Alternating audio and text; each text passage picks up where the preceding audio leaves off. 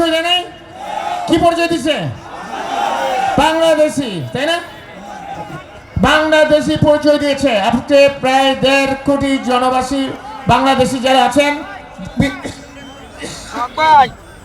বিশ্বের বিভিন্ন দেশে ছড়ায় ছিটে আছে, তাদের নিজেদের পরিচয় কি দেয়? বাংলাদেশি দেয়। এই পরিচয়টা যদি স্বাধীনতা না হলে হইতো? আজকে যদি মানচিত্রটা না থাকলে বাংলাদেশ একটা রাষ্ট্র থাকতো? আজকে আমরা গর্ব করে বলছি আমরা বাংলাদেশি, এবং আমরা বলতে পারি আজকে যে আমাদের একটা পতাকা আছে, লাল সবুজের পতাকা, তাই না? আমাদের একটা বাহিনী আছে, আর্ম ফোর্সেস, তাই না? বিমান বাহিনী, সশস্ত্র বাহিনী এবং নৌবাহিনী, এটা আমাদের গর্বিত বাহিনী, আছে না? সেটা তো আমার নিজস্ব বাহিনী, আমার দেশের বাহিনী। তা আমরা এই স্বাধীনতার ইয়েতে পাচ্ছি, তাই না? সেটাকে আমরা বলতে পারবো?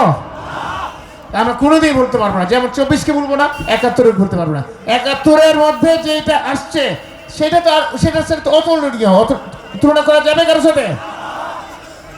71-এর সাথে কারো তুলনা করা যাবে? সুতরাং 71-এর সাথে কারো তুলনা করেন না ভাইরা। 71, 24কে আমরা শ্রদ্ধা করি, 24কে আমরা ভুলতে চাই না, 24কে আমরা ধরে রাখবো। আর 71 জায়গায় আমরা আমার পরিচিত হচ্ছে 71, সেটাকে আমরা ভুলতে পারবো না।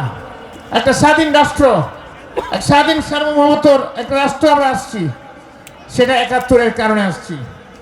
ভাইয়েরা বোনেরা আমার, যারা 71, 24কে নিয়ে রাজনীতি করতে চান দয়া করে করেন না ভাইরা।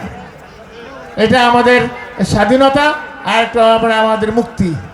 স্বাধীনতা আর মুক্তি এক জিনিস না, স্বাধীনতা আর মুক্তি এক হতে পারে না। আপনাদের কর্মকাণ্ডকে আমরা অবশ্যই সম্মান করি, শ্রদ্ধা করি, এবং আমি তো এটার জন্য সবচেয়ে বেশি উপকৃত একজন বান্দা, আপনার সামনে আসি।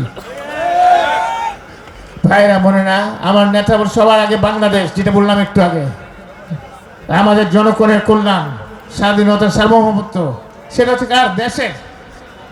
সেটা 24-এর না, কিন্তু পুরো দেশের কথা বলতেছে।